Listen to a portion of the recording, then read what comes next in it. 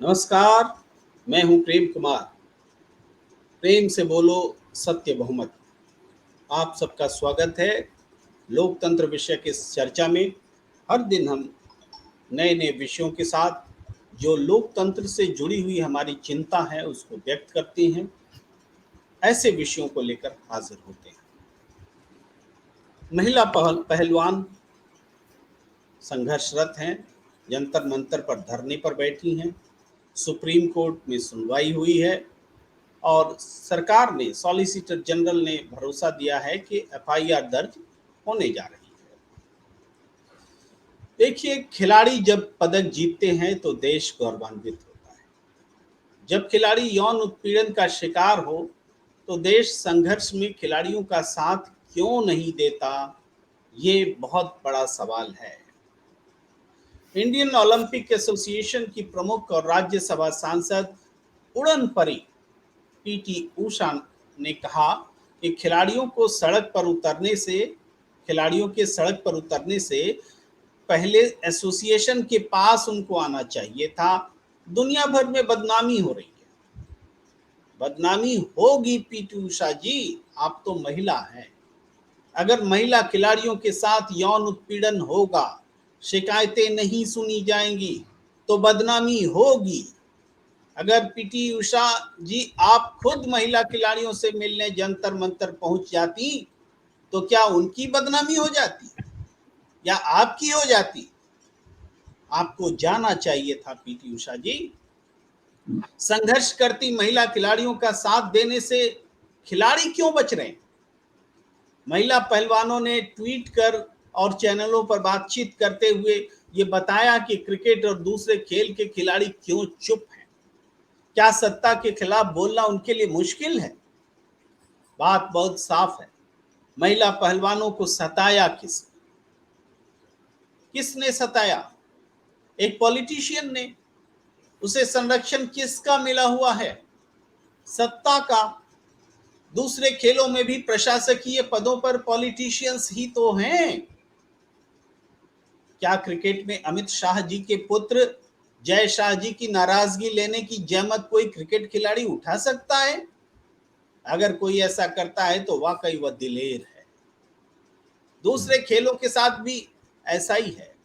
हाँ, कुछ दिग्गज खिलाड़ियों के नाम भी सामने आए हैं जो खुल करके इन खिलाड़ियों के समर्थन में आए। उनकी संख्या बहुत कम है। कपिल देव उनमें से हैं, सानिया मिर्जा भी हैं, और भी कुछ नाम हैं जिन्हें मैं भुला रहा हूं इस वक्त। और उन सबको सलाम है कि आपने दिलेरी दिखाई है। मगर सवाल यह है कि देश में और भी तो लोग हैं, बुद्धिजीवी हैं, तमाम जाति समूहों के झंडा बरदार हैं।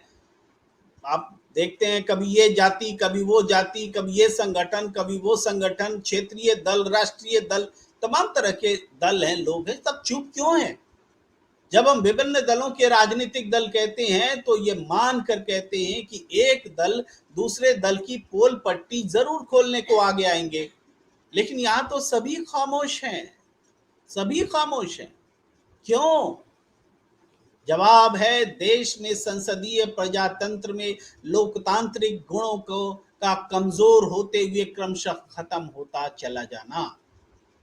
राजनीतिक दलों को लगता है कि वोट आए या ना आए, वे सांसदों या विधायकों को खरीद कर सरकार बना सकते हैं, बना लेंगे या फिर जोड़ तोड़ कर लेंगे। सबके सोचने का तरीका एक ही है, पार्टी कोई भी हो। यह जन विरोधी सोच है। यह सोच वर्तमान संसदीय प्रजातंत्र जो लूट तंत्र और भ्रष्ट तंत्र बन चुका है, इसको बनाए रखना चाहता है। इसमें सुधार के लिए तैयार नहीं है ये लोग। जब तक सही मायने में जनता का बहुमत और उस बहुमत से सरकार बनने वाला सिस्टम खड़ा नहीं होगा, तब तक भ्रष्ट रूप से बनी सरकार से आप अच्छे फैसले की उम्मीद कैसे कर सकते हैं? इसीलिए हम बार बार कहते हैं कि सत्य बहुमत की वकालत की जाए। वो सत्य बहुमत जिस सरकार को मिले, जिस पार्टी को मिले, उसकी सरकार हो। और सांसदों के बहुमत वाली सरकार से तौबा करना ही देश के हित में होगा। कुछ अच्छी बातें भी हुई हैं।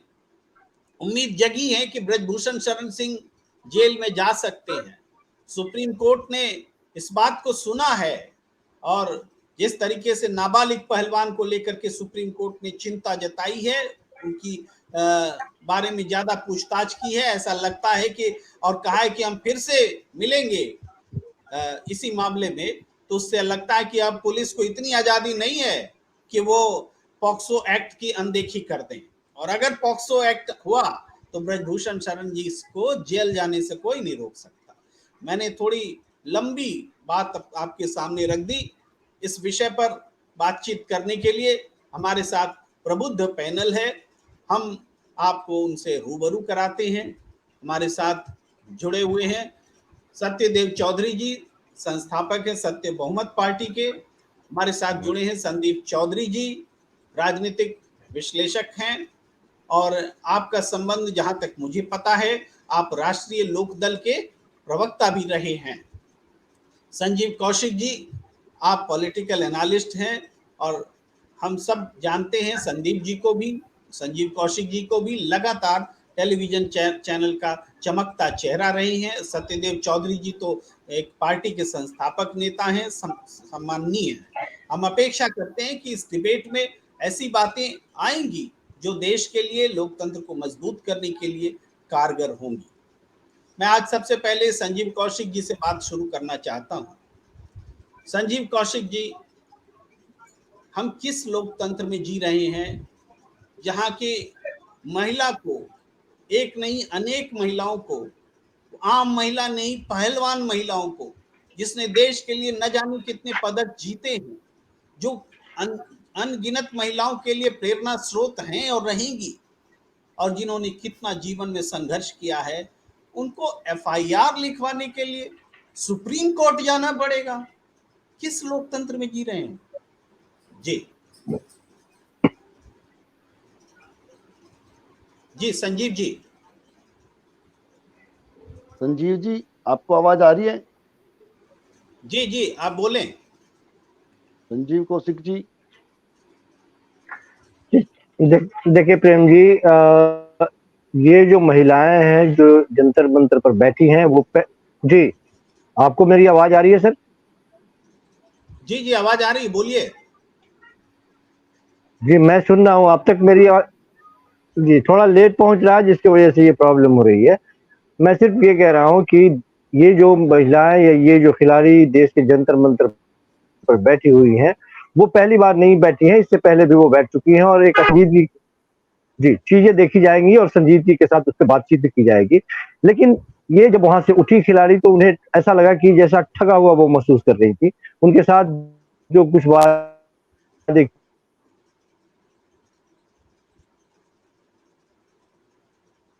जी बोलते रहिए, हम सुन रहे हैं आपको। किए गए उतरे, मजबूरन इन्हें दोबारा उतर कर रही हैं और आरोप लगा रही हैं। वो काफी बड़े, जी ये बड़े कद और ऊंचे कद वाले लोग हैं। जिस ब्रजभूषण सिंह के ऊपर ये आरोप लगाया जा रहा है, सबसे पहले उनके बारे में जान लेना जरूरी है कि ये हैं कौन। 6 बार के सांसद रहे, पुत्र भी उनका विधायक रहा है। ये वो ब्रजभूषण सिंह है कि 1996 में इनको सिर्फ इसलिए टिकट नहीं मिला कि दाऊद के सहयोगी जो थे उनके उन लोगों को सहयोग पहुंचाने का इनके ऊपर आरोप था, जिसकी वजह से इनको टिकट नहीं मिला। तो हमेशा से ये संदेह के घेरे में रहे हैं। काफी ऊंचे कद वाले लोग हैं। आप उनके कद का अंदाजा इसी से लगा सकते हैं कि किसी में इतनी हिम्मत नहीं थी कि इतना बड़ा आरोप लगने के बावजूद उनसे कोई सवाल पूछ पाए, उनकी आंखों में झांके और कहे कि नहीं, देश की इतनी सम्मानित खिलाड़ी यदि आपके ऊपर प्रश्न खड़ा कर रही है तो क्यों ना आपके अगेंस्ट पे जांच की जाए, क्यों नहीं आपके ऊपर एफआईआर दर्ज की जाए। इनके रसूख और पहुंच का ये आलम है कि पार्टी के बड़े बड़े लोग उनके अगेंस्ट में बात तक नहीं करना चाहते हैं। तो ये उनकी पहुंच है। जाहिर सी बात है कि ऐसे पहुंच वाले लोगों के सामने यदि ये खिलाड़ी खड़ी हैं तो निश्चित तौर पर संघर्ष लंबा होगा।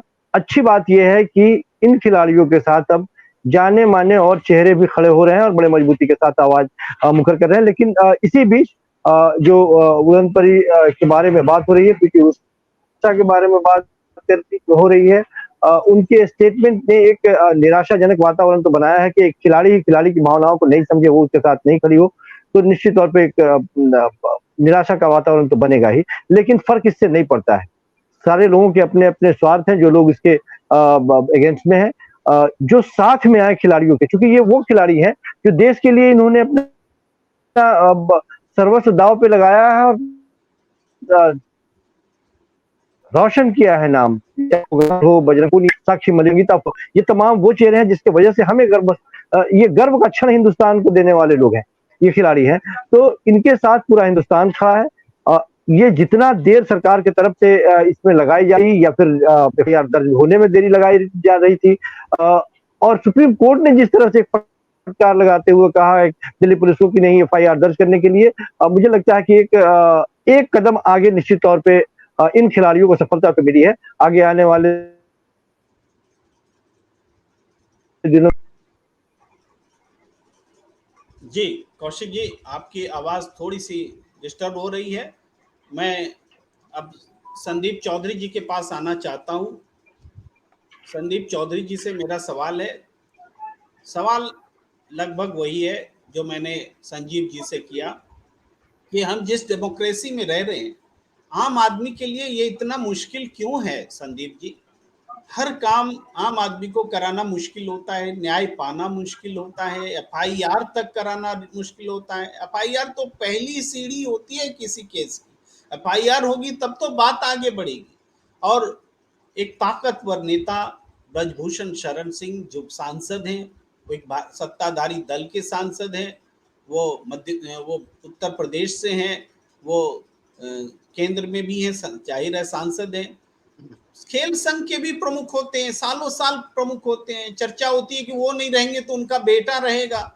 तो जब यौन उत्पीड़न जैसे बड़े आरोप जब सामने आए, तो पहला कदम ये नहीं होना चाहिए कि उनको पहले पद से मुक्त कीजिए, तभी तो जांच होगी।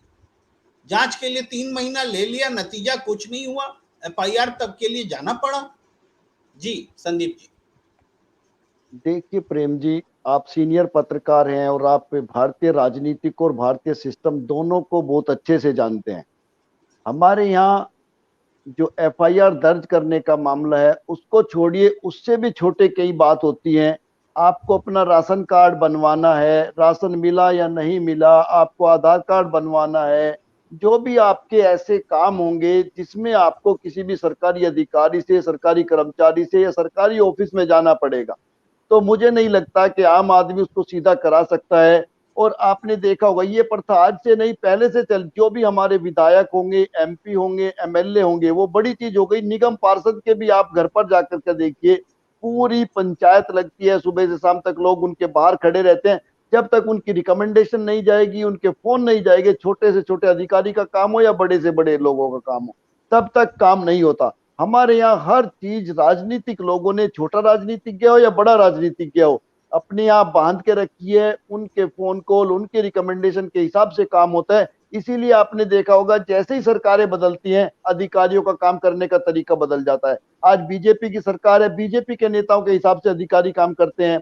कांग्रेस की सरकार थी, कांग्रेस के हिसाब से काम करते थे। समाजवादी पार्टी की सरकार आती है, उनके नेताओं के हिसाब से लोग काम करने लगते हैं। बसपा की सरकार थी, उनके हिसाब से काम करने लगते हैं। क्या जेडीयू की सरकार है, उनके हिसाब से काम करते हैं।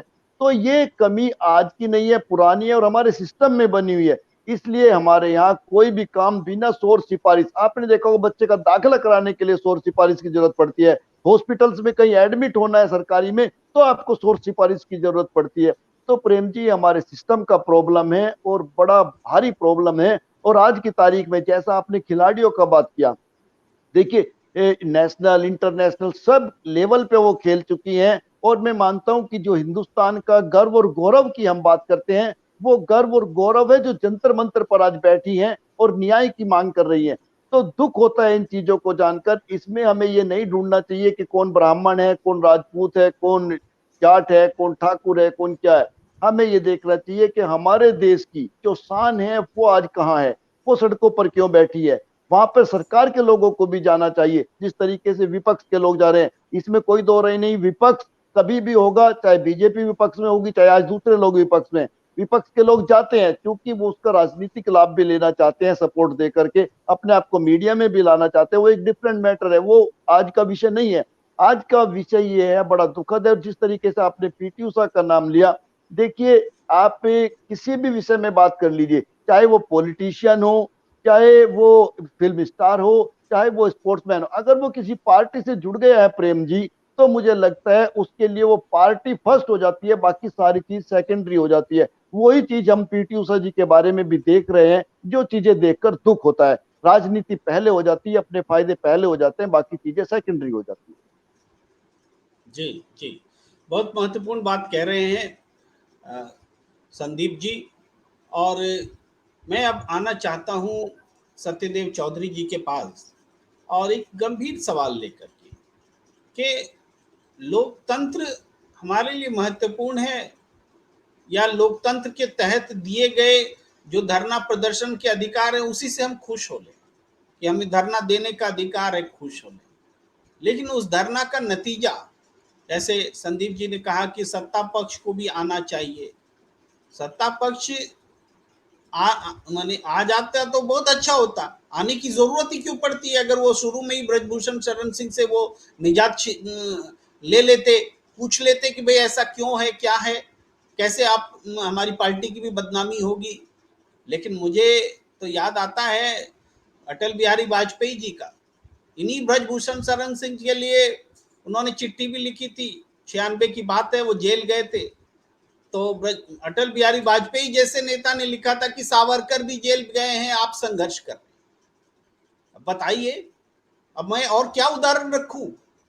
मैं तो डेमोक्रेसी पर ही सवाल उठाऊंगा कि एक ब्रजभूषण शरण सिंह जिसने कि खुद इंटरव्यू में कहा कि मैंने एसपी पर उसके दफ्तर में पिस्तौल तान दी थी और उसको 200 गालियां दी थी।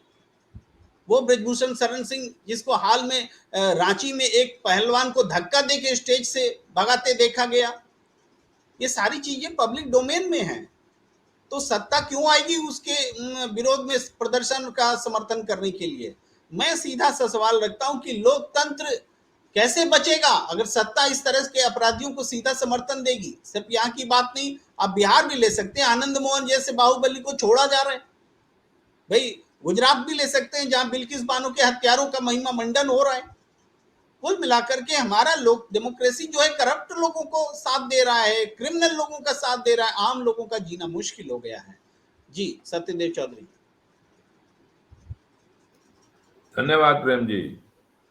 देखिए, आप जो जिस लोकतंत्र की चिंता कर रहे हैं ना, मेरा यह मानना है कि आरंभ से ही हमारी राजनीतिक व्यवस्था में लोकतंत्र है ही नहीं। हम झूठे और ऐसे ही लुभावने नारों के अंतर्गत रह के लोकतंत्र की दुहाई दे रहे हैं। कायदे से हम किसी लोकतंत्र की राजनीतिक व्यवस्था में नहीं है, और इसी वजह से ये केवल महिला खिलाड़ी ही नहीं, आम नागरिक, गरीब, किसी मजदूर, किसान, किसी को भी देख लें आप, जितनी मर्जी इसकी बानगी गिनाते रहें समस्याओं की, लेकिन यह लोकतंत्र है ही नहीं। और लोकतंत्र इसलिए नहीं है कि इन राजनीतिक नेताओं को, राजनीतिक पार्टियों को किसी भी मतदाता की चिंता नहीं है। ये केवल और केवल एक नाटक करते हैं चुनाव का और वोटों का। लेकिन सच्चाई ये है कि इनको वोट नहीं चाहिए, ना खिलाड़ियों के वोट चाहिए, ना किसान के वोट चाहिए, ना किसी आम आदमी के वोट चाहिए। इनको वोट आप मत दीजिए तो भी इनकी सरकार बन जाती है, कितने भी परसेंट वोट पड़ेंगे तो भी इनकी सरकार बन जाती है, हार जाएंगे तो भी सरकार बन जाती है। तो ये कायदे से लोकतंत्र है ही नहीं। मैंने इन्हीं खिलाड़ियों के बारे में कितनी ही पत्रकार, जो खिलाड़ी पत्रकार हैं, उनके चर्चाओं के अंदर मैंने इनके घुमा फिरा के इन्हीं खिलाड़ियों का ही दोष निकालते हुए देखा है। इन्हीं, आपने जिन खिलाड़ी का अभी नाम लिया, वो कहती हैं कि जी की अनुशासन में नहीं रहे ये खिलाड़ी। अरे भाई, कोई यदि कोई पद की मांग करे, यदि कोई धन की मांग करे, या कोई और किसी लालच की बात करे, तो बात समझ में आती है कि भाई इन्होंने अनुशासन बिगाड़ा। ये तो अपने यौन उत्पीड़न की शिकायत कर रहे हैं। वो यौन उत्पीड़न की शिकायत कैसे करनी चाहिए, फिर वो पीटी उषा जी से पूछ लो भी कैसे शिकायत करें हम इनकी। 3 महीने पहले भी शिकायत करी थी तो कोई सुनवाई नहीं। और क्या जब शुरू से जब शिकायत चल रही है तो इनको सुनाई नहीं दिया क्या? ना इनको पता लगा भाई इनके साथ में कोई शिकायत चल रही है, कोई यौन उत्पीड़न की शिकायत कर रही है। तो उस समय तो किसी को भी चिंता नहीं हुई, ना किसी सत्ताधारी को, ना किसी विपक्ष को, ना किसी पुलिस वाले को, और ना ही किसी को भी पत्रकार को चिंता हुई नहीं।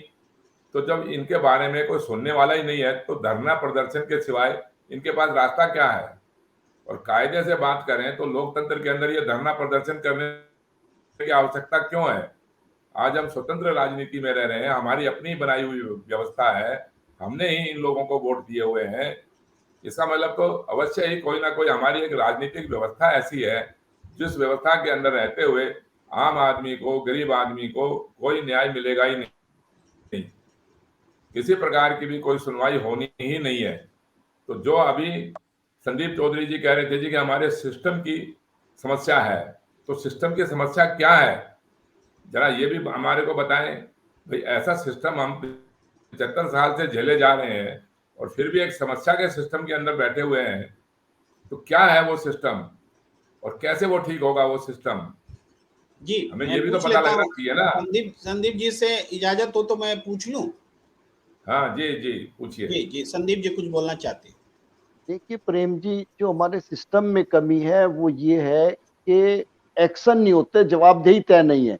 अगर मैं कोई प्रॉब्लम लेकर पुलिस स्टेशन जाता हूँ, एफआईआर करना चाहता हूँ, उसकी कॉपी अगर उन्होंने सबमिट नहीं की, उन्होंने उस पर कार्रवाई नहीं की, हमारी एफआईआर दर्ज नहीं की, तो वहीं से जवाबदेही तय हो जानी चाहिए कि कोर्ट उसको सस्पेंड करेगा या जो भी सजा हो, सजा निर्धारित हो कि एफआईआर क्यों दर्ज नहीं हुई। ये जो क्यों है, जब हमारे यहाँ जवाबदेही तय हो जाएगी तब मुझे नहीं लगता कि किसी की सिफारिश की या किसी पॉलिटिशियन के पास जाने की जरूरत पड़ेगी। और प्रेम जी, इसमें एक चीज और है, एक महत्वपूर्ण चीज ये है कि अगर मेरे साथ कोई क्राइम होता है तो मुझे क्या करना चाहिए। हमारी जो न्यायपालिका है वो इसीलिए है कि मेरे साथ अगर रेप हो जाता है तो मुझे जाके रेप का केस दर्ज कराना है, हमें कोर्ट भी जाना पड़ता है। हम क्यों सरकार के पास जाए, हम क्यों? इसमें आप एक चीज और हमें समझनी पड़ेगी, कहीं ऐसा तो नहीं है कि हम कुछ चीजें छुपाना भी चाहते हैं, हम ये भी ओपन नहीं करना चाहते, ये भी कहने की हिम्मत नहीं कि मेरे साथ रेप हुआ, इस आदमी ने मेरे साथ रेप किया है, ये कहना भी नहीं चाहते।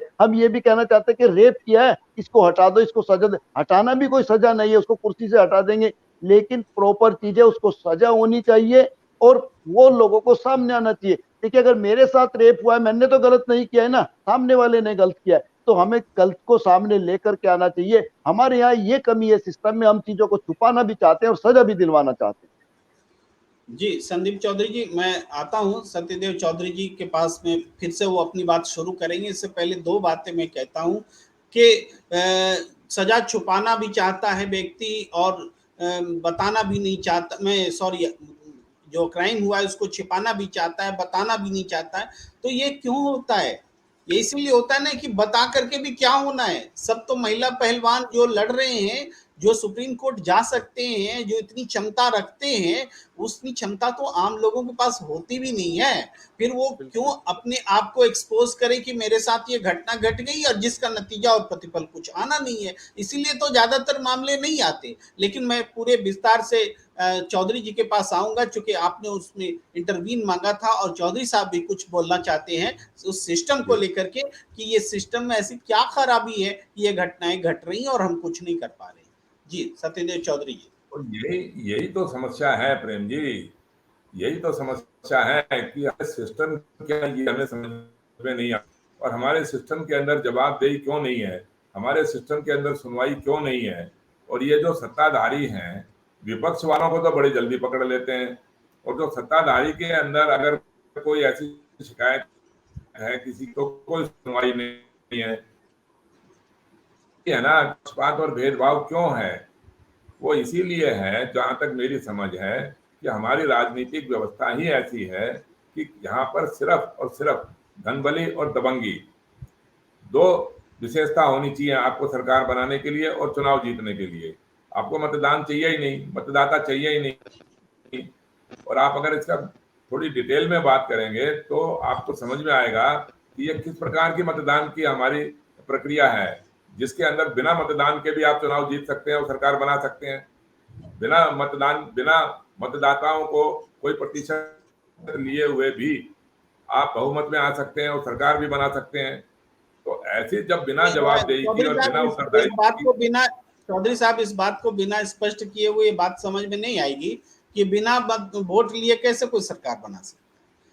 हम आप संभवतः ये कहना चाहते हैं कि सरकार बनाने के लिए जितने विधायक या सांसद की जरूरत है उतनी नहीं भी लाई जाए तब भी सरकार बना लेंगे, ये कॉन्फिडेंस है। क्योंकि इस देश में हमने देखा है 2 एमएलए रहता है फिर भी सरकार बना लेते हैं। शायद यही आप कहना चाहते हैं। जी बिल्कुल, एक तो बात ये भी है जो आप कह रहे हैं, और दूसरी बात ये भी सच्चाई है कि बिना वोट लिए, बिना मतदाता का वोट लिए ये सरकार बना सकते हैं, चुनाव जीत सकते हैं। मुझे बताइए कि कहां पर कोई शर्त है ऐसी, कोई कंडीशन है ऐसी कि इतना वोट लेना ही पड़ेगा तभी आप जीत पाएंगे? कोई ऐसा कानून, कोई ऐसा संविधान है कि इतने प्रतिशत वोट लेंगे तब आप सरकार बना सकते हैं, या इतने बहुमत से, ऐसे सांसदों के बहुमत से आप सरकार बनाएंगे? ये बिना जवाबदेही का, बिना जवाबदेही का लोकतंत्र है। इस लोकतंत्र के अंदर केवल और केवल धनबली और पूंजीपति और जो भी ये दबंगी राजनेता है, यही मालिक है इस राजनीतिक व्यवस्था के। इसमें नहीं सत्यदेव तो चौधरी जी जरूरत क्या कह है? रहे हैं कि बिना जवाब, हमारे खिलाड़ी को सत्यदेव धरना देने चौधरी की जी कह आवश्यकता रहे क्यों हैं, है? जी सत्यदेव चौधरी जी कह रहे हैं कि बिना जवाबदेही का लोकतंत्र है। एक बड़ी हेडलाइन है संजीव कौशिक जी, बिना जवाबदेही का लोकतंत्र है। आप प्लीज इसको एक्सप्लेन करिए और बताइए आप इससे सहमत हैं? अनम्यूट कर लेंगे प्लीज, अनम्यूट कर लेंगे प्लीज।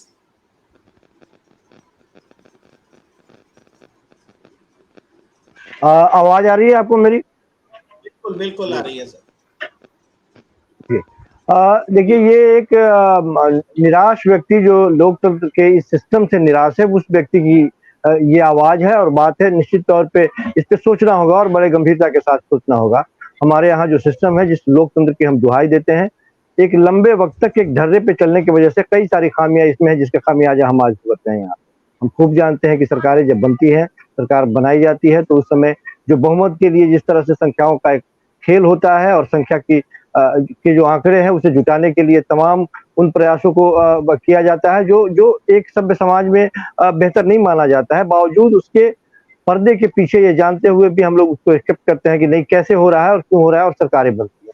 जब सरकारें बनती हैं तो जिन लोगों के बारे में संदीप भाई इशारा कर रहे थे कि सिस्टम वही रहता है, वो सिस्टम वो चलाने वाले कौन लोग होते हैं? उनकी मजबूरी होती है, उनको लाने वाले, ले जाने वाले, इधर से उधर करने वाले। जब ट्रांसफर, पोस्टिंग, ये तमाम चीजें सरकारों के हाथ में आ जाए तो फिर ये कौन होते हैं उस सरकार के विरोध में या अगेंस्ट में एक शब्द भी आगे बोलने वाले या उसके सोच के विपरीत दिशा में जाने वाले। आज यदि इतने दिनों से वो महिलाएं वहां पे बैठी हुई हैं, तो निश्चित तौर पे एक सरकार है, सरकार के अगेंस्ट में जो सरकार में बैठे हुए लोग हैं उससे निराश होकर पहले आवाज उठाई गई, नहीं सुनी गई, तो वहां पे आवाज क्यों नहीं सुनी जा रही है? किसको बचाने का प्रयास किया जा रहा है? जिसे हम स्वाभिमान कह रहे हैं उसको दरकिनार किया जा रहा है और एक ऐसे आदमी को बचाने का प्रयास किया जा रहा है जिस पर तमाम तरह के एलिगेशन है, महिलाओं से बदसलूकी, अभद्रता और तमाम तरह के जो एलिगेशन है वो उसे मैं दोहराना नहीं चाहता। तो आखिर ये बचाने वाले लोग कौन है, क्यों बचा रहे हैं? वो जाहिर सी बात है कि उनके कद को देखते हुए, उनके पद को देखते हुए, उनके मजबूती को देखते हुए, समाज में उनके पैठ को देखते हुए, वोट बैंक की राजनीति की वजह से उनको बचाने की कोशिश हो रही है। यदि ये बात समझ में आ जाए कि ये वोट बैंक की जो राजनीति हो रही है, जो सत्य बहुमत की बात हो रही है। जी संजीव जी, आपसे आपसे मैं पूछना चाहूंगा कि जब अटल बिहारी वाजपेयी जी ने चिट्ठी लिख करके ब्रजभूषण सिंह शरण जी जेल में थे और कहा था कि सावरकर भी जेल में रहे थे, तब उनको अंदाजा होगा क्या कि ब्रजभूषण शरण सिंह यौन उत्पीड़न भी कर सकते हैं? बाद में उनकी इस चिट्ठी और उनके बोलने के क्या मतलब निकलेंगे? कहाँ सावरकर, कहाँ ब्रजभूषण शरण सिंह? और देखिए, ये किसी भी नेता के बारे में ये कहना तो उचित नहीं है कि आज उनका कैरेक्टर यदि ये है तो कल क्या होगा। लेकिन निश्चित तौर पे यदि कोई बड़े ओहदे वाला व्यक्ति या बड़ी समझ वाला, बड़ी सोच वाला, बड़ी दूरदर्शी नजर रखने वाला यदि कोई व्यक्ति इस तरह का स्टेटमेंट देता है तो उसके स्टेटमेंट को याद रखा जाता है। बहुत सारे लोगों ने कहा होगा, लेकिन वाजपेयी जी को इसलिए हम याद करते हैं क्योंकि वाजपेयी जी एक अलग तरीके के राजनेता थे। वो ऐसे राजनेता थे जो तोड़ मोड़ और जो की सरकार या खरीदी हुई सरकार को चलाने के लिए बारे में उनका मानना था कि ऐसी सरकार को वो चिमटे से भी नहीं छूना चाहते हैं। एक मत से उनकी सरकार गिरी थी। तो वो सुचिता की बात करने वाले वो लोग उस दौर के लोग थे। आज वही भारतीय जनता पार्टी। लगे हाथ संजीव जी आपको टोकते हुए कि ये ब्रजभूषण शरण सिंह जी वही हैं जो बाबरी विध्वंस के जो आरोपी थे उनमें भी ये शामिल थे। लाल कृष्ण जी आज आडवाणी जी और मुरली मनोहर जोशी जी सबके साथ खड़े रहे थे। और सिर्फ यौन उत्पीड़न का मामला नहीं है, दबंगई और बाहुबली तो इनको खून में है। इनके पिताजी कांग्रेस के नेता हुआ करते थे और फिर वो दबंगई बाहुबली वाली राजनीति ये बढ़ाते रहे और भारतीय जनता पार्टी के संरक्षण में फलते फूलते रहे। बीच में समाजवादी पार्टी भी गए थे और लेकिन तुरंत लौट आए। यानी राजनीतिक संरक्षण खुल करके मिला है, बड़े बड़े नेताओं का साथ मिला है और आज भी वो कंटिन्यू है। जी संजय जी। इसीलिए तो भारतीय जनता पार्टी के बारे में भी शुरुआती दौर में जो विचार थे वो विचार बदलता हुआ दिखाई देता है और लोग कहते हैं कि वो भारतीय जनता पार्टी नहीं रही जो पहले थी, क्योंकि पहले वाले भारतीय जनता पार्टी में चेहरा चाल चरित्र की बातें होती थी और सारी चीजें एक अलग तरीके की थी। लेकिन आज के वक्त में राजनीति केवल सत्ता प्राप्ति का लक्ष्य रह गया है और उसी को ध्यान में रखते हुए मैंने कहा कि यदि वोट बैंक की राजनीति नहीं होती तो आज शायद एक्शन इससे पहले ले चुके होते लोग।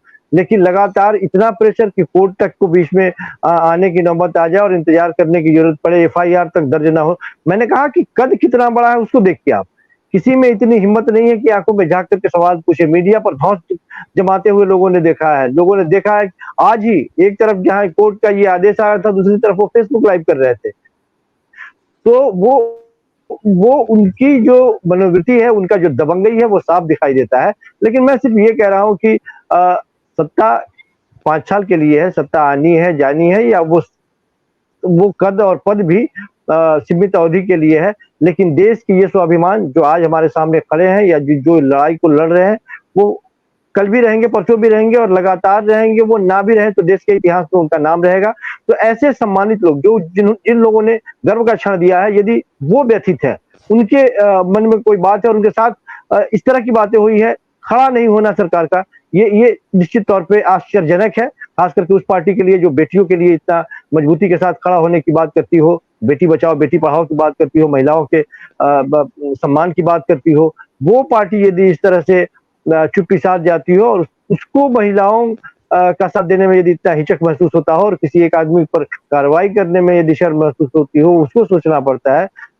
निश्चित तौर पे ये बहुत चिंतनीय है। जी, मैं संदीप चौधरी जी आपके पास आता हूं ये सवाल लेकर के कि देखिए 6 बार के सांसद रहे ब्रजभूषण शर्मा और आज भी संसद में आप अगर देखेंगे तो आधे से ज्यादा लोग, एडीआर का आंकड़ा देख लेंगे तो पता चल जाएगा, क्रिमिनल बैकग्राउंड के लोग हैं। और बीजेपी में सबसे ज्यादा हैं, क्योंकि सत्ता में है, जाहिर है सांसद उनके पास ज्यादा है तो क्रिमिनल्स भी ज्यादा हैं। तो क्यों क्रिमिनल को फंसाने जाए, उनकी पोल पट्टी खोलने जाए, जब पूरी सरकार, पूरा प्रजातंत्र, पूरी सरकार ही चल रही है इन्हीं करप्ट लोगों से, इन्हीं क्रिमिनल लोगों से, तो उनके साथ तो सरकार खड़ी ही होगी। क्या कारण है, कैसे मुक्त होगा ये आपराधिक लोगों से लोकतंत्र, ये धन बहुओं से, धन बलियों से, बाहुबलियों से लोकतंत्र? यही तो चिंता है संदीप जी। देखिए प्रेम जी, बहुत अच्छा सवाल है और बहुत आसान है कि कैसे मुक्त होगा, क्योंकि इन्हें बनाने वाले कोई पाकिस्तान से, अमेरिका से या कनाडा से नहीं आते। हम और आप है जो वोट करते हैं और बनाने का अधिकार हमारे पास है, उनके पास बनने का अधिकार नहीं है। वो अपनी मर्जी से नहीं बन सकते। आप ये देखिए, गोपाल कांडा, गीतिका शर्मा के बलात्कार में, मर्डर में सीधा नाम था, गोपाल कांडा कैसे विधायक बन जाता है? आप ये देखिए, आपने अभी बताया आनंद मोहन जी को वहां पर छोड़ दिया जाता है राजनीतिक फायदे के लिए, किसी को गिरफ्तार नहीं किया जाता है। अगर आप ब्रजभूषण जी की बात करें तो राजनीतिक फायदे के लिए, और ऐसे तमाम नाम है, तमाम लिस्ट हो सकती है अगर हम उन पर चर्चा करेंगे। तो जो भी पार्टी है वो अपने फायदे के लिए, अपना पर्सनल बेनिफिट देखते हुए इस तरीके के काम करती है। आप देखिए बैंडिट क्वीन फूलन देवी का आपको याद होगा, कितने लोगों की एक साथ हत्या हुई थी, उनको बाद में जेल से निकालकर दलित वोट बैंक की राजनीति हुई और उनको सांसद बना के संसद में भेज दिया गया। तो ये चीजें प्रेम जी हम लंबे समय से देखते चले आ रहे हैं। इसके लिए इनिशिएटिव जो है, जो एक्शन है, वो जनता को लेना होगा। हमें देखना होगा किस बैकग्राउंड का व्यक्ति है, इसको वोट देना है या नहीं देना है, इसको हटाना है या नहीं हटाना है, इसको सबक सिखाना है या नहीं सिखाना है। और मुझे लगता है जनता जब गोपाल कांडा को जिता रही है, ब्रजभूषण को जिता रही है, तो फिर हम लोग बैठ के चर्चा ही कर सकते हैं। जी, आपने बहुत अच्छा नाम याद दिलाया, गोपाल कांडा। भाई उससे भी बड़ा कोई उदाहरण होगा क्या? फिर भी जनता जिता रही है, निर्दलीय भी जीत रहा है वो व्यक्ति, फिर पार्टी में भी शामिल हो जाता है, यानी एक्सेप्टेबिलिटी है।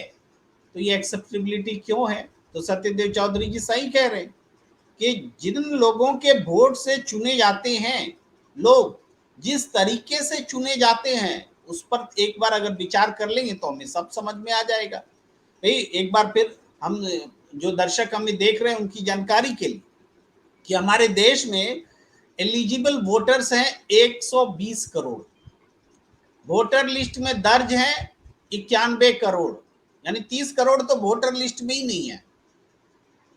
91 करोड़ में वोट देते हैं 61 करोड़, 30 करोड़ वोट ही नहीं देते हैं, यानी 60 करोड़ बाहर हैं, तो 61 करोड़ वोट दे रहे हैं। अब 61 करोड़ में 37% वोट लेकर के आती है बीजेपी। उसको अगर देखा जाए तो टोटल जो एलिजिबल वोट्स हैं उसका 16.5% होता है। 120 करोड़ से कंपेयर कर लीजिए जो 23 करोड़ वोट बीजेपी को मिला है। जब 16.5 करोड़ से सरकार बनेगी तो फिर मतदाताओं का मतलब क्या है? मतदाता तो असर ही नहीं डाल पा रहे हैं। जो जहां जैसे है पैसे के बल पर कुछ मतदाता मैनेज हो रहे हैं, जीत रहे हैं। असल जड़ में तो यहाँ है, कैसे जवाबदेह होगा लोकतंत्र, ये तो बड़ा सवाल है। जनता के बहुमत से अगर सरकार बनने लगे और इन सांसदों पर निर्भरता खत्म हो जाए तो इनकी सारे क्रिमिनल्स का जो अट्रैक्शन है संसद में पहुंचने का, वो अट्रैक्शन खत्म हो जाएगा। जनता वोट करेगी, सरकार बनेगी। सांसद सिर्फ अपने क्षेत्र की सेवा करेगा। सरकार बनाने में अगर उसका योगदान खत्म हो जाए तो आज जो परिस्थिति है कि एक सरकार बनने गिरने की स्थिति होती है, सैकड़ों करोड़ रुपए एक सांसद के पास आ जाते हैं। यही तो समस्या है संदीप जी। मैं अब सत्यदेव चौधरी जी के पास रुख करता हूं। जी जी, तो देखिए प्रेम जी, अभी तक की चर्चा के अनुसार जो बात ये आई जी कि जनता निराश है। कम से कम मैं तो निराश नहीं हूं। मैं एक बहुत अच्छे सत्य बहुमत के विकल्प के साथ यहाँ पर हूं और पिछले 15 सालों से मैं इस सत्य बहुमत के विकल्प की बात कर रहा हूं। मैं हमेशा पिछले जब से मेरे को समझ में आया ये बहुमत का क्या क्या षड्यंत्र है, तब से मैं सांसदों और विधायकों के बहुमत से सरकार बनाने को बहुमत मानता ही नहीं। ये एक भ्रष्ट बहुमत है और ये एक दबंगी और धनबली बहुमत है। ये बहुमत नहीं है और मैं उसको लोकतंत्र के अंदर जब चुनाव होते हैं तो मैं उसको बहुमत मानता हूं जिसके पास सबसे ज्यादा वोट है। जैसे सबसे ज्यादा वोट लेकर एक सांसद या विधायक जीतता है, उसी प्रकार सबसे ज्यादा वोट लेकर जो राजनीतिक दल सरकार का बहुमत बनाए, बहुमत से सरकार बनाए, मैं उसको लोकतांत्रिक बहुमत मानता हूं, ना कि ये गठबंधन, खरीद फरोख्त और भ्रष्टाचार का बहुमत लेके आप सरकार बना लेते हैं। इसी वजह से ये सारी समस्याओं की जड़ हमारी यही है कि हमारे पास बहुमत का फैसला ही नहीं है। और ये जो सांसदों और विधायकों के बहुमत से भी सरकार बनाने का ना तो कोई संविधान है, ना कोई कानून है। ये तो एक ऐसे ही आपने परंपरा और विवेक बना लिया जिसका कोई आधार ही नहीं है। लोकतंत्र में इस तरीके के बहुमत का क्या आधार है, आप मेरे को बताइए। हमारी क्या मजबूरी है जो हम सांसदों के बहुमत को ही बहुमत मान के बैठ गए? जो अलोकतांत्रिक बहुमत है हम उसको लोकतंत्र मान के बैठ गए। ये तो मतदाताओं का भ्रम है ना। मतदाता इस बात को क्यों स्वीकार कर रहे हैं? क्या व्यवस्था है मतदाताओं की? आपने जो जनता के बहुमत से सरकार हो ऐसी बात को जो प्रमुखता से रखा, इसके लिए आपने पार्टी बनाई, लेकिन इसके बावजूद ये बातें लोगों की समझ में आना, राजनीतिक दलों की समझ में आना, आम लोगों की समझ में आना बाकी है। लेकिन हर दिन जो घटनाएं घट रही हैं वो घटनाएं वर्तमान लोकतंत्र को आईना दिखा रही है। ये तो है, हो सकता है कि सत्यदेव चौधरी जी आपकी बात से दूसरे लोग सहमत ना हो, लेकिन दूसरों के पास तो कोई विकल्प होगा आज की प्रजातांत्रिक व्यवस्था में जो कुरूपता है उसको खत्म करने के लिए। इसीलिए हम हर दिन चर्चा करते हैं कि जिनके पास जो विकल्प है वो सामने लाए, बताएं। जैसे सत्यदेव चौधरी जी आप विकल्प रख रहे हैं, वैसे दूसरे लोग भी ये विकल्प रखें कि क्या विकल्प हो, क्या रास्ता हो इस लोकतंत्र को मजबूत करने का। जी चौधरी साहब अपनी बात पूरी करें।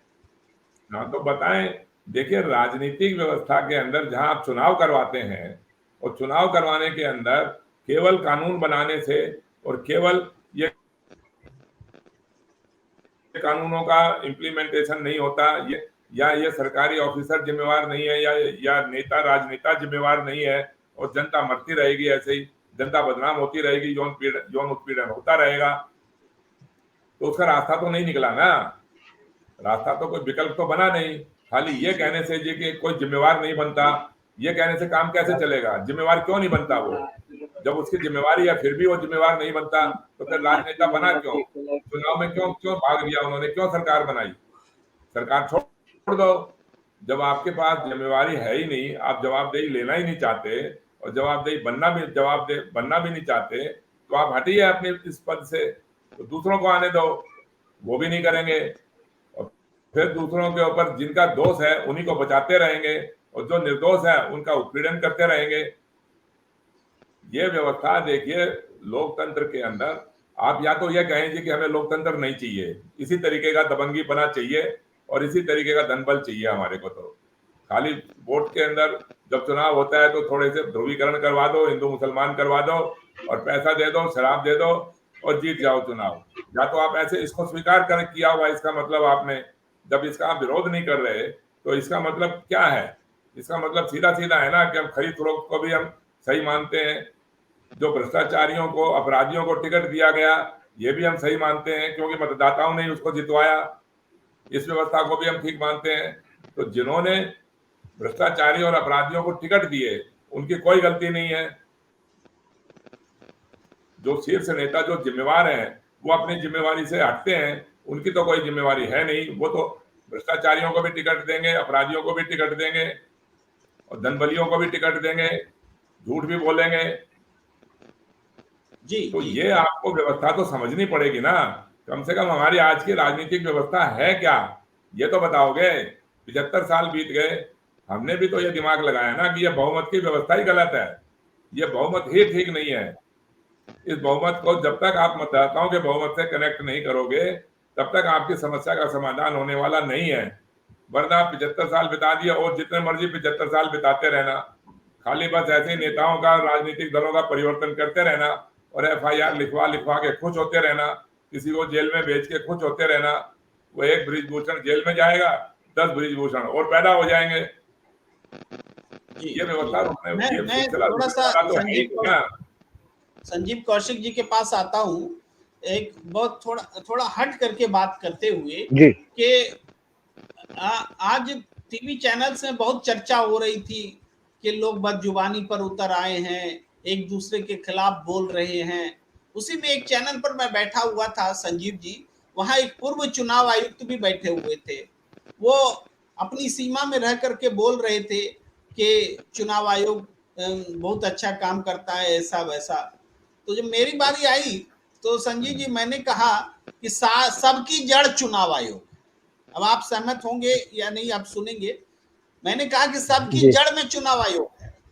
अगर इलेक्शन में कोई बदजुबानी कर रहा है तो बदजुबानी में जो भाषा इस्तेमाल हो रही है, मान लीजिए कोई किसी को विष कन्या बता रहा है, कोई जहरीला सांप बता रहा है, या तो चुनाव आयोग बोल दे कि ये मान्य भाषा है, बोलो जिसको जितना मन बोलना, और या तो बोल दे कि ये अमान्य भाषा है, जो बोलेगा उसके ऊपर एक्शन होगा। ये तो चुनाव आयोग करेगा ना। लेकिन अगर चुनाव आयोग कुछ करेगा ही नहीं तो फिर हम लोग आपस में तय करते रहे कौन मान्य भाषा है, कौन अमान्य है, कौन गाली है, कौन सम्मान है। इससे पहले दूसरे मामलों में तो हम ये कहते हैं जिसकी जिम्मेदारी है, चुनाव आयोग की जिम्मेदारी चुनाव आयोग चुनाव कराना है सही तरीके से। अब वो चुनाव नहीं करा पा रहा है तो राजनीतिक दलों को क्यों दोष देगा? चुनाव आयोग, मान लीजिए नरेंद्र मोदी जी वोट मांगने जाते हैं गुजरात में, और आसपास उनके आसपास जो है सैकड़ों या हजार की संख्या में भीड़ उपस्थित हो जाती है, तो चुनाव आयुक्त का कहना था, पूर्व चुनाव आयुक्त का, कि शिकायत आए। तो शिकायत का इंतजार करेंगे क्या? आपको दिख नहीं रहा है पूरे देश में डिबेट हो रही है, चर्चा हो रही है, विजुअल सामने है। तो ये है डेमोक्रेसी संजीव जी। प्रेम जी, शिकायत आय की बात आप कर रहे हैं, शिकायत करने पे भी चुनाव आयोग बात नहीं सुनता। आज के वक्त में आपने देखा कि पिछले कई इलेक्शन उदाहरण के तौर पे हैं कि यदि विपक्षी पार्टियां शिकायत करने जाती है, विपक्षी पार्टियों को नहीं सुनी जाती है और उसमें कोर्ट को संज्ञान लेना पड़ता है और कोर्ट की जब तक फटकार न पड़े चुनाव आयोग के कानून तक वो आवाज पहुंचती ही नहीं है। और सत्ता पक्ष की तरफ से कोई शिकायत तो तब देखिए चुनाव आयोग और चुनाव आयोग कितने तेजी के साथ उस पर एक्शन लेते हैं और क्या क्या करते हैं वो।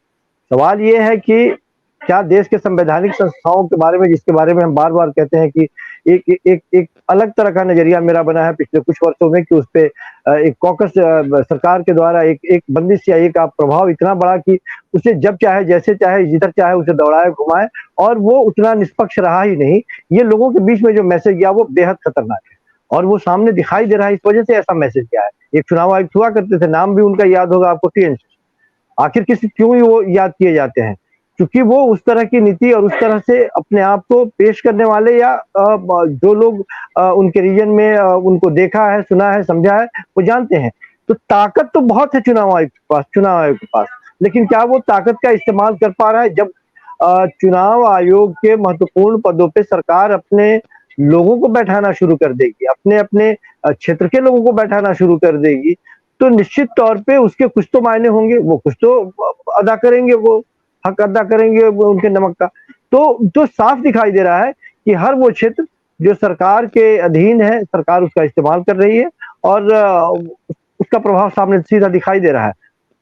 जी संजीव जी, आपकी इसी बात से थोड़ा सा और एक दूसरे उदाहरण के साथ मैं संदीप जी के पास आना चाहता हूँ कि पीटी उषा जो देश की नामचीन धाविका रही, उड़न परी, हम लोगों ने उनको दौड़ते देखा जब हम छोटे थे।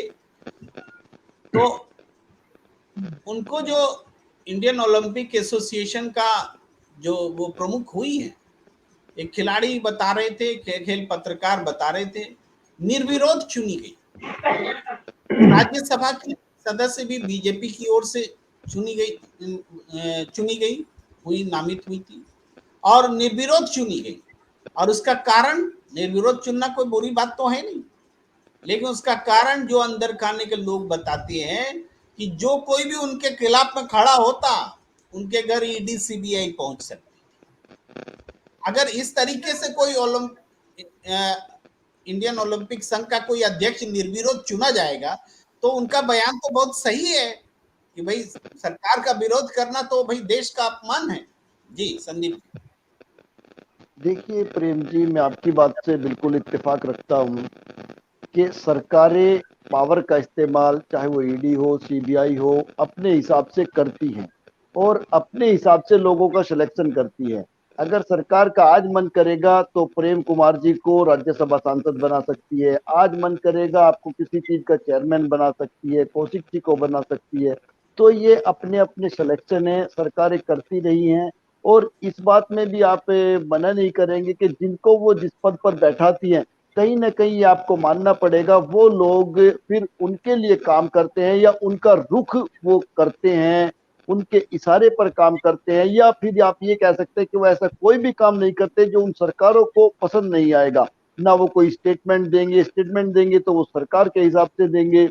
अदरवाइज हमारे देश में इतने बड़े बड़े नाम हैं, अगर आज सचिन तेंदुलकर आकर के खड़ा हो जाए दिल्ली जंतर मंत्र पर, तो मुझे लगता है सरकारें कितनी भी बड़ी सरकारें हो, किसी की भी वो 1 मिनट में हिल सकती है। युवराज सिंह आकर खड़ा हो जाए, सहवाग दिल्ली में रहता है, आकर के खड़ा हो जाए। गौतम गंभीर कितना नाम है, कितना बड़ा नाम है, सांसद भी है, आकर के खड़ा हो सकता है खिलाड़ियों के साथ, लेकिन नहीं होंगे क्योंकि सभी लोगों का अपना अपना माइंड सेट है, सबके अपने अपने कनेक्शन है। तो ये चीजें हैं जो आज भी प्रभावित करती हैं और इस तरीके के दंश हमें झेलने पड़ते हैं। जी जी, बहुत सही बात आप कह रहे हैं संदीप जी, बहुत सही बात कह रहे हैं कि सबके अपने अपने हित हैं। यानी लोकतंत्र की चिंता जो है वो कहीं पीछे है, सबको सर्वाइवल की चिंता है। और सबको का मतलब कौन? वो लोग जो 543 में आते हैं, जो सरकार बना रहे हैं, जो सरकार का हिस्सा है, उन 45 में भी आप चूज कर लीजिए, सेलेक्ट कर लीजिए। तो उन लोगों के कारण क्या आम लोगों का जीना मुश्किल हो जाए? क्या एफआईआर दर्ज कराना मुश्किल हो जाए? भाई लॉकडाउन होता है इस देश में और हजारों लोग पैदल चल पड़ते हैं सड़क पर, दिल्ली से बिहार, दिल्ली से उड़ीसा, कहां कहां पैदल चल पड़े। ये सारे सत्ता में बैठे हुए लोग तमाशा देख रहे थे, ऑक्सीजन की कमी से लोग मर रहे थे, वो भी एक स्थिति हमने देखी। चिंता कहां दिखी। तो आखिरी वर्ड्स मैं सत्यदेव चौधरी जी से लेना चाहता हूं इस चर्चा के अंत में। थोड़े संक्षेप में अपनी बात रखिए। देखिए प्रेम जी, मुझे इस राजनीतिक व्यवस्था से, भले ही नेता हैं, राजनीतिक दल हैं, या चुनाव आयोग हैं, या और जितने भी अधिकारी हैं, इनसे मुझे इस राजनीतिक व्यवस्था को ठीक होने की बिल्कुल भी बाल जितनी भी संभावना नहीं है। और यदि कोई थोड़ी सी संभावना मुझे बची हुई लगती है तो वो देश के मतदाताओं से ही मुझे ऐसा लगता है कि भाई इन्हीं का कोई विवेक जागेगा, इन्हीं का कोई विवेक ऐसा काम करेगा, बुद्धि ऐसी काम करेगी जिससे ये इस बहुमत के फैसले का निर्णय कर ले। और मैं स्पष्ट रूप से हर वक्तव्य में ये बात बोलता हूं कि जब तक मतदाताओं के बहुमत से सरकारें नहीं बनेंगी, मतदाता स्वयं शक्तिशाली नहीं बनेगा, मतदाता स्वयं अपने ऊपर जिम्मेवारी नहीं लेगा इस बात की, और वो तभी होगा। इन राजनीतिक दलों के, इन राजनीतिक पार्टियों के, इन नेताओं के भरोसे रहने की कोई जरूरत नहीं है। हमें इन सब लोगों को इस भ्रष्ट बहुमत की राजनीति से इनको अलग थलग करना है। हमारे में इतनी बुद्धि, इतना विवेक, इतनी क्षमता, इतना सामर्थ्य हमारे में है कि हम स्वयं इस राजनीति का निर्माण करके हम एक अच्छी, स्वच्छ, सुंदर, समृद्ध, स्वस्थ राजनीति का निर्माण हम कर सकते हैं। और वो तभी होगा जब हम इस लोकतांत्रिक राजनीति। जनता की ताकत के बारे में बता रहे हैं चौधरी साहब, जनता की ताकत के बारे में बता रहे हैं कि जनता चाहे तो इस व्यवस्था को बदल सकती है, सत्य बहुमत की व्यवस्था को ला सकती है, जिसका मतलब है कि जिस पार्टी के पास में सबसे ज्यादा वोट हो उसकी सरकार बने। कोई ऐसे सांसदों पर निर्भर सरकार क्यों बने जो बाहुबली हो, जो करप्ट हो, जो भ्रष्ट हो, जो नित्य दिन खरीदे और बेचे जाएं। ऐसे बहुमत से जब सरकार बनेगी और चलेगी तो जनता निश्चित रूप से प्रायोरिटी पर नहीं होगी। तो हमें इस चर्चा के लिए अभी दीजिए इजाजत। आप सभी का बहुत बहुत आभार। हमारे साथ जुड़े थे संजीव कौशिक जी, संदीप चौधरी जी और सत्यदेव चौधरी जी। आप सबका बहुत बहुत आभार। आप दर्शकों का भी लगातार हमारे साथ जुड़े रहे हैं। हमें दीजिए इजाजत। नमस्कार।